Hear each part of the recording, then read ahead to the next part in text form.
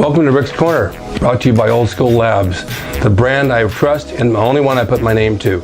Use my code drasin12 on the link below.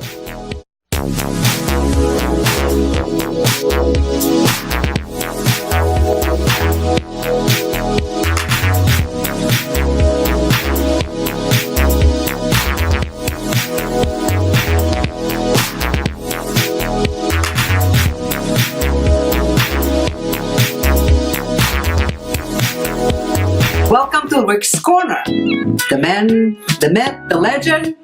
Now on with the show. Really easy.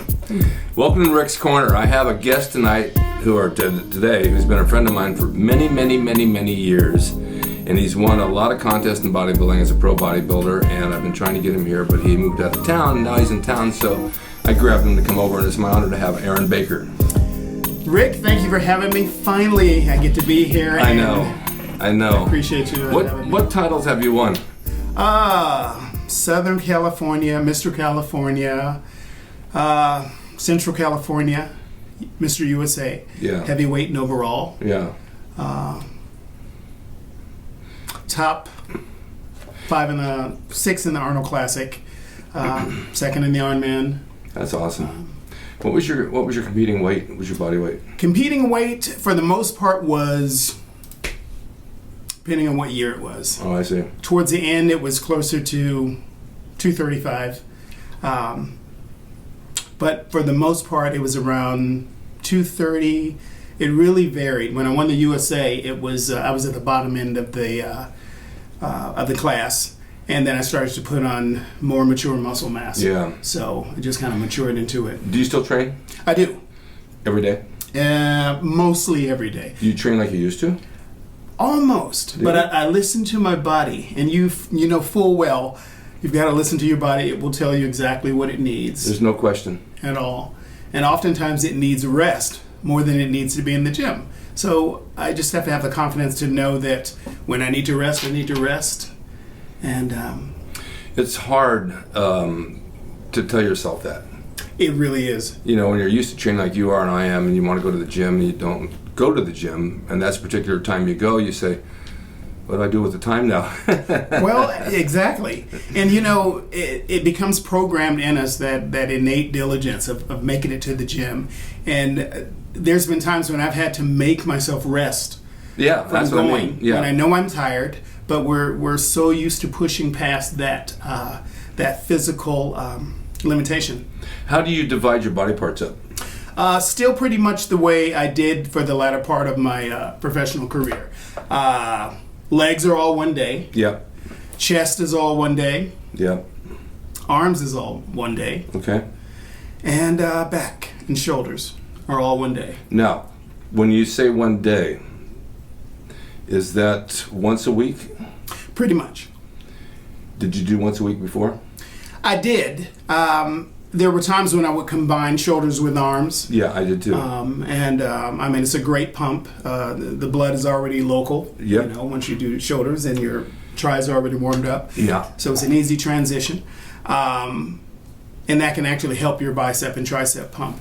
But in the latter years, I spent more time just pummeling one single body part at a time. Yeah. And I found that if I was able to just thrash it properly and allow it the proper recuperation, then I started to grow like a weed. It also takes less time in the gym. It really does. I can get in on a chest day and I can be in and out of there in 20 minutes, 25 minutes. Then I do my crunches and all that, but just chest alone, just the machines, because I don't mess around. I can go in and do 5 sets, and I saw my friends over there talking for the whole time I did 5 sets. Well, I, on the other hand, I'm kind of known as the mayor. I was known as the mayor of Gold's Gym because I'm just gregarious. It's just my nature. Yeah. And people would say, I don't understand how you grow as much as you do. You talk so much. But that was because I made my sets count, Rick. Yes. And I milked them and milked them and milked them until there was nothing left. So when it came time to rest, that recovery was necessary for me to make that next set count. Have you ever done twice a week? Twice a week or twice a day? Twice a week. Twice a week. No, that's closer to what the powerlifters used to do back in the That's day. what a lot of guys used to do twice a week. Chest and back one day on a Monday, and say again on a Thursday, and shoulders and arms on Tuesday. You mean each body part twice a week? Oh, definitely. Yeah. Definitely did that. I did too, and then I switched like you did to once a week, Yeah. and it seemed to be okay. Well, I found that the harder you train, the more recovery time you needed. Yeah.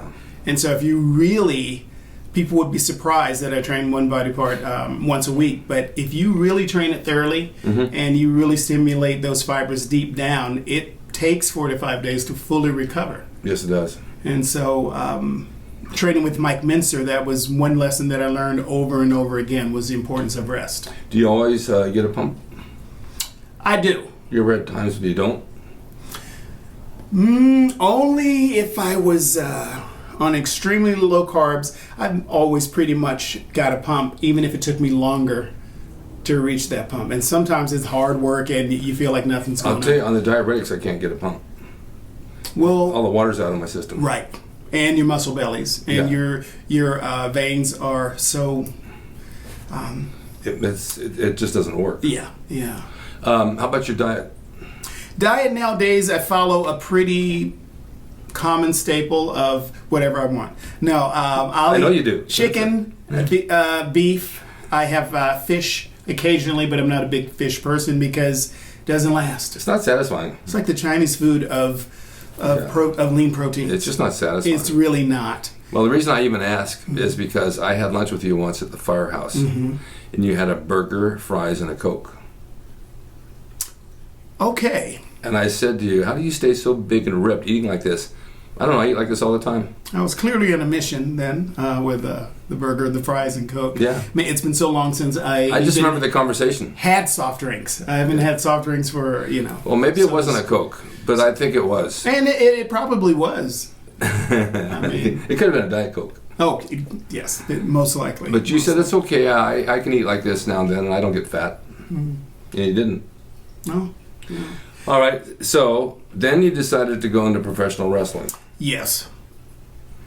So I always loved professional wrestling, even as a child. Yeah. Grew up on the East Coast with Crockett Promotions. You're probably familiar sure, I know with, them. and then the Mid-Atlantic Championship Wrestling. Johnny Valentine. When Ric Flair was a young 26-year-old strapling, he had it then, and so that's what I grew up watching.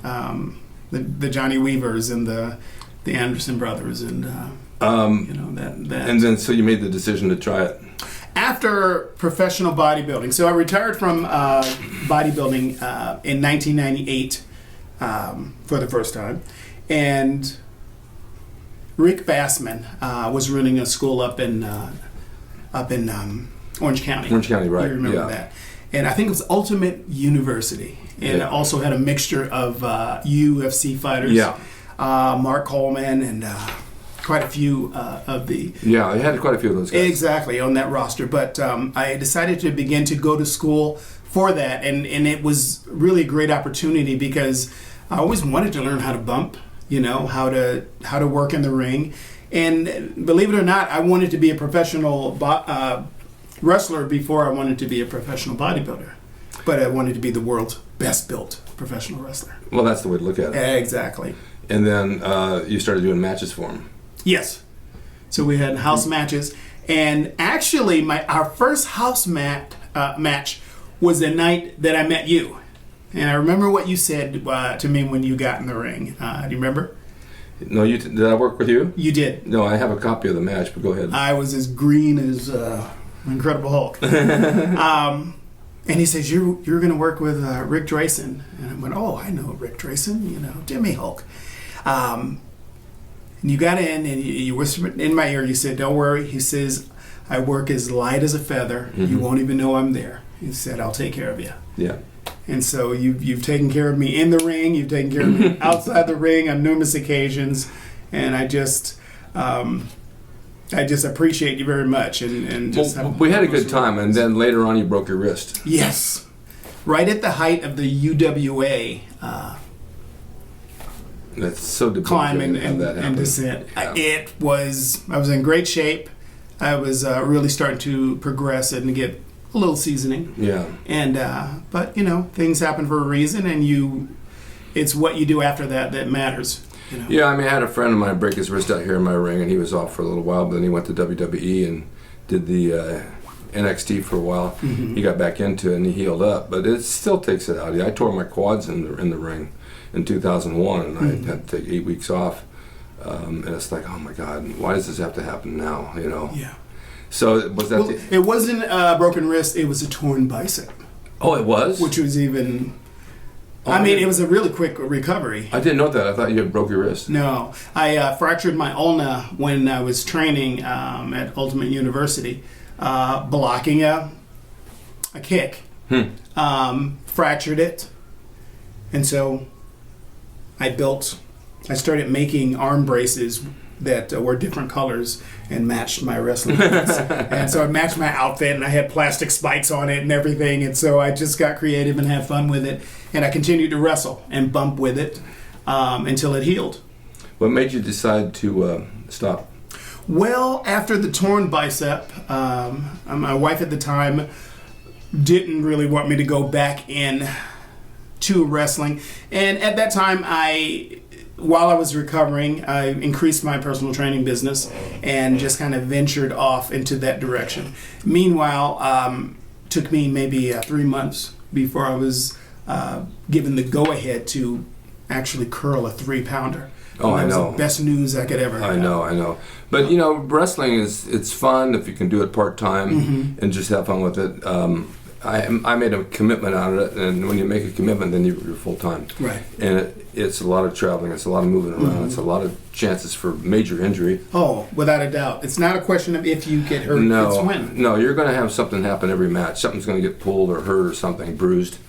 We know countless people who work in the ring, and I'm sure you're included with the experience you have, who are working in the ring injured, and you don't even know they're injured because they're just continuing. No, I used to drive up to Bakersfield to wrestle, and my back would be out, and I'd be S-shaped. And I'd tell whoever I'm with, just give me a good body slam and snap it back in. 9 times out of 10 it worked.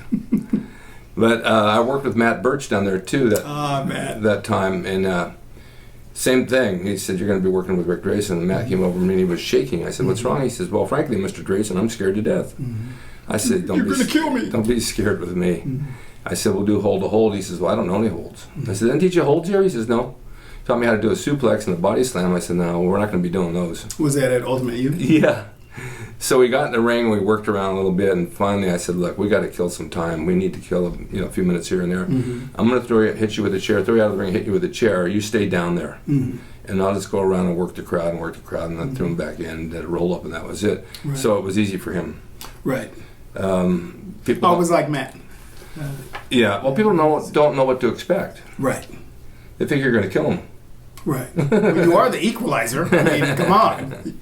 No, you take it easy. You don't want to hurt anybody. It's like they have to make a living and go on with their families, but you want it to look good, and you want to make sure that you can protect them because they can't protect themselves sometimes. Right. And they don't understand that you're putting your health in someone's hand. Yeah. And they're there to protect you, but they're also obligated to make a good show. Yeah, absolutely. And you know yourself.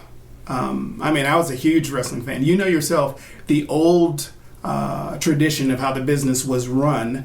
I mean, you had to earn your chops. Oh, you have to. You had to prove that you had what it took. Yeah, you pay your dues. And many old timers would get in there and beat you up all the time. It happened to me for the first year. And you don't complain, right? Because they want to see, they test you to see what you're made of. Yeah. And so it's still fun no matter how you look at it. But the industry's changed in that regard. I was just going to say, it's changed so much that I won't even watch it now. Yeah. It's not even entertaining to me anymore. I don't even know what it is. Like, it's cartoon time. And bodybuilding's changed. Oh my goodness. I'm glad you brought that up. When we were competing, when I was competing for professionals, you'd have 4 pros, 3 to 4 pros a year. And we had to work hard to earn that pro card. And nothing against any of the card holders of today. They worked hard to get there, and that's quite an accolade. But it was just a different era back then, and we all wanted that coveted card, and you had to win your class at the Nationals or USA. or the top 3 in the North American. Yeah, it's changed so much, and I think that it's gotten out of hand as far as their body weight's getting up to 300 pounds, and it's like it's not pleasing. Well, I'm a fan of aesthetics, Yeah, and that's what got me into the sport. The artistic lines, the superhero look that I read about in the comic books. Yep. Yep. And Steve Reeves, a former Mr. Universe, he is one of the best, who played Hercules in the movies. Mm-hmm. And as a kid, we watched him, marveled at him. But it's just a different time, and those are the things that made me want to become a bodybuilder. Right. That was the appeal. What are you doing with your time now? Well, I'm in full-time ministry. Occasionally, I will still take on some clients. I'm still passionate about that. And it dawns on me just how much I enjoy that. But mainly, I'm in full-time ministry. Now, when you say full-time ministry, do you have a place where you have a congregation? I do. I serve at a church in Washington, in Shoreline, Washington. Shoreline Full Gospel. Okay, because I know that some people do that, but they just go around. They don't have a place to commit to, and I think you need a place to commit to.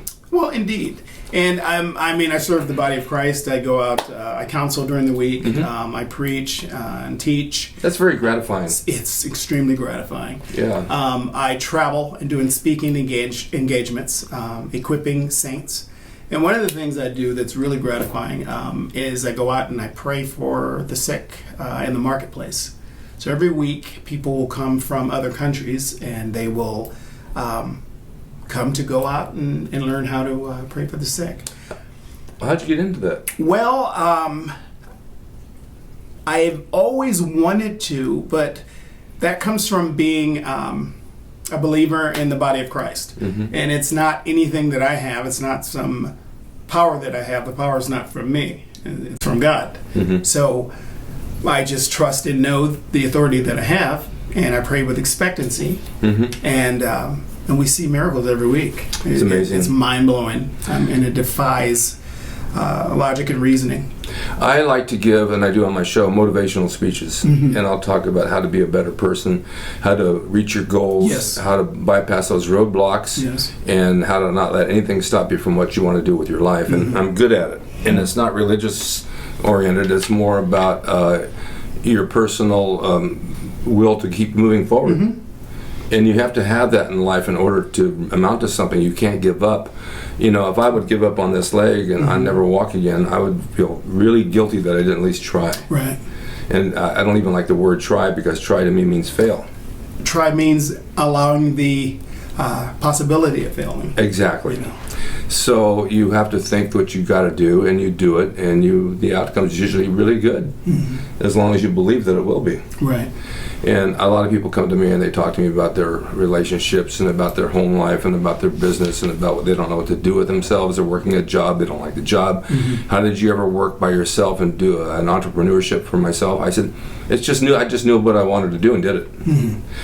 There's several roads in life, and I have an octopus tattooed on my arm, and the octopus has 8 tentacles. Right. I could have taken any one of those roads and ended up somewhere else.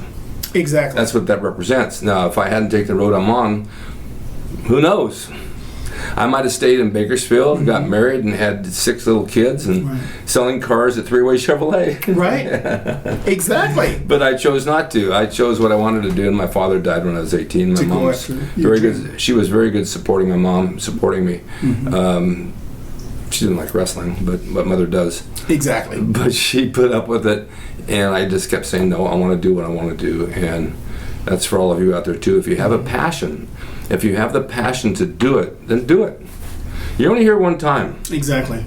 If you don't do what you want to do, you're going to regret the fact you never did it. And I see people, 50, 60 years old guys, come to me, man, I hate my life. I didn't want to make this decision. I wished I could have done what you did. Well, you don't want to do what I did, but do something that you want to do. That's right. There's nothing few things as bitter as regret. Yeah. And you just can't take the clock back. That's why if you have a passion to do something, you owe it to yourself. And there's always going to be someone to tell you that it's too hard, or the road is too long, or you don't have what it takes. You're always going to hear that. Always. And you're always going to fail. my first competition, I placed 13th. And I remember that. But that's not failure. No. Failure is quitting and not trying to do what you need to do. If you don't fail, you might take a lesser of a situation, but you use it as a learning point in your life to go forward even more. Indeed. And don't think of it as fail, because the minute you put fail into your life, you're going to fail at everything because you just feel you're a failure. Well, there were 22 guys in my division, the teenage division. Yeah. So I beat somebody. Yeah. Just It would have wasn't. been horrible if you'd been the only one that entered and took second. I took second in the contest. Who was there? Oh, nobody, just me. That means you lost to your shadow, you know. So you could have been an artist. You could have been a musician. Yeah. I know for a fact, you know, several avenues of ways that you could have branched out. So I know exactly what you mean. Well, I did them all. Oh, I know. I've heard you play. Yeah, I've done them all.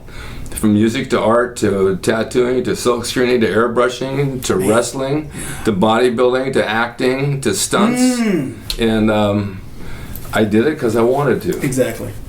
And I had a father-in-law at the time says, actors, they don't make any money. He was in the clothing business, or not both, but the fabric business. Well, he didn't act, so he didn't know. Well, he didn't know. He drank half the time because he hated his job. I said, no, don't try to discourage me. You're not going to stop me. I'll do what I want. Unhappy people tend to make others unhappy. Yeah, they drag you into it. Exactly. And I had so you just can't listen to that. Psychologist once told me that if you get a glass full of little tiny crabs, and they're in the glass, they're always going to try to get out. And when one finally gets to the top, the other crabs will pull them down because they don't want them to succeed. Exactly. And I think about that a lot because I don't get that too much from people. People really like what I do, but there's always going to be somebody who's, if you only did this. And I'll tell you the other thing, since we're talking. In a relationship with women, they always want to change you. Listen closely. No. I don't care who the woman is. She's attracted to you for you and what you are. But if you just change this a little bit or change that a little bit, no. It's who I am. You want me for me. I'm not going to be that guy over there, because if I become that person, I'm not who I am. You won't like me anymore. You know how many women have come in my life and they walked in my house and they see a wrestling ring in the backyard? You know, you really should take that down and just put lawn in. Why would you? It's up for a reason. Why would I? It's mine. I have people work out and I enjoy it as part of my life. Why should I change it? Well, it doesn't need to be out there. I said, it's really none of your business. But I get that. I don't understand that. Yeah, but with that industry, there's been countless people who didn't understand what it was about. They don't understand the art form or the psychology of the business or a match or how to put it together. And I didn't understand it too well when I was first breaking into that. Only after the fact that I began to understand. Start, finish. There's a story that you're telling. Well, that's very true. Most people don't know. They think you get in the ring, especially women, you just beat each other up. You have a beginning, a middle, and the ending. Right. And it's a storyline, and you have people all around, so you're working at theater in the round. If you're the heel or the face, you have to play that role. If you're the heel, you get them to hate you. If you're the face, you get them to love you. Right. But you got to tell a story, and it has to have meaning to it, and then it has this high spots, and then it goes into a finish, and it could be any kind of finish, but it's going to be something that surprises them. Right. And that's how you do it. It's that easy. Right. It's not that it's that easy. You have to understand it when you're in there with somebody that whatever you're doing has to mean something. Right. And people have to see it that it means something. Right. And don't treat them like they're stupid, because marks are smarter and smarter. Oh boy. Nowadays. I know you can attest to that fact.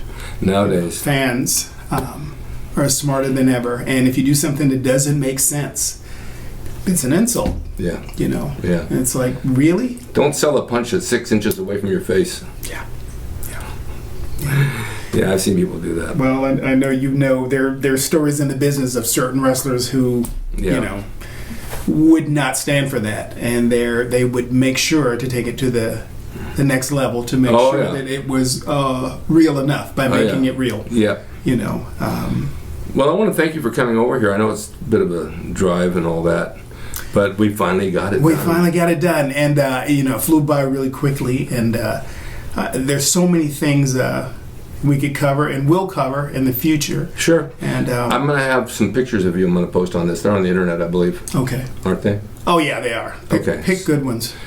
I know. Once I did one. I did something for your business card, in Photoshop, and I sent it to you. Do you remember that?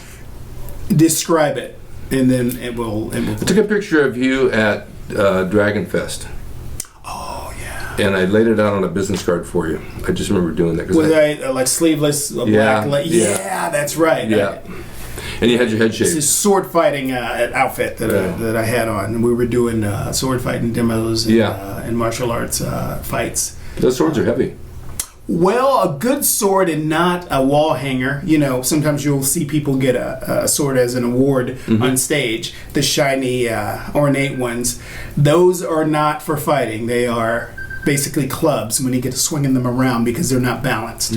So just like a lot of things in life, it has to be balanced. The blade has to be counterbalanced by the pommel or that piece on the end, so that when you're wielding it, you don't have to work so hard with the forearm. So, and if you've ever picked up an award sword and swung it around, in a few seconds you've got a radialis pump. Oh yeah, I know, it's hard. It's a club. Yep. So that's how you work your forearms. Yeah, exactly. Exactly. All right. Thank you so much. Thank you guys for watching, and I'm glad I dug Aaron out of the woodwork so you could see him, because he's an amazing guy. I've known him a long time, and he's really likable, and he's a good guy, and he's #1 in my book. Thanks again. Thank you, sir. And thank you for, I get to say thank you for being, he can't take a compliment. He started squirming when I started saying he's looked out for me in the ring and outside of the ring, and some of the industry jobs that I've had in wrestling, were thanks to Rick Drasin. The music videos, the City Guy episodes. It was a lot of fun. Oh my God, I forgot about those. Yeah. Yeah. I've got a scary memory. I've got copies of that too. But it was a blast. So you do have copies of those? Somewhere. Oh man, I'd love to see it sometime. Somewhere. There's a video running on that Method Man. Right. It's on YouTube. Method Man and Red Man. Yeah, it's on YouTube. Tear the roof off. Yeah, and City Guys, I just have a still shot, but I'm sure there's something somewhere. Nash. All right, we'll see you guys next time. Thank you guys for tuning in. Stay tuned. Care. God bless. Bye-bye. Oh, all right. What? I just want to wish my brother David Dirth passed recently.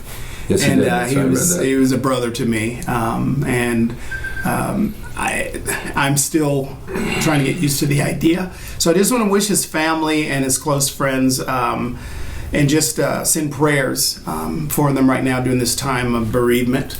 And it's, like I said, I just found out a couple of days ago, and it's still fresh on my mind. So those of you that knew David Dirth, knew what a great guy he was and a great heart that he had, and it was so easy to get along with. He could get along with anybody. And in a cutthroat sport like professional bodybuilding, it's great when you meet somebody that you can call brother. Yep. So we've lost too many of them. Indeed. Okay, thank you guys. See you next time. Hope you enjoyed the video brought to you by Old School Labs. Use my discount code DRASIN12 on the link below at oldschoollabs.com. Hey everyone, now you can have the Gold's Gym logo drawn by me, the artist Rick Drasin, personalized and made out to you and signed by me to frame and put on your gym wall or wherever you see fit to do so. It's a piece of bodybuilding history. It will never be duplicated again. It's the largest selling icon t-shirt logo in the world, and I'm the guy that drew it, and I will draw it for you. Just go to my website, rickdrasin.com, and order there. You can pay through PayPal, and it'll be sent out right away.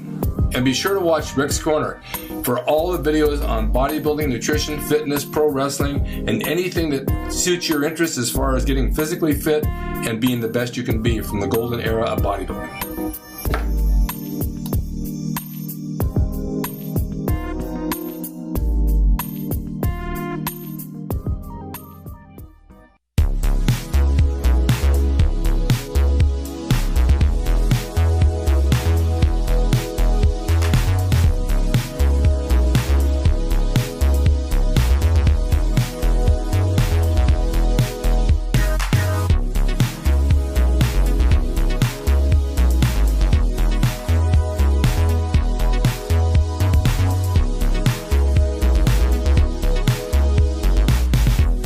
it's Rick Drasin. He's the equalizer, baby. See you next time.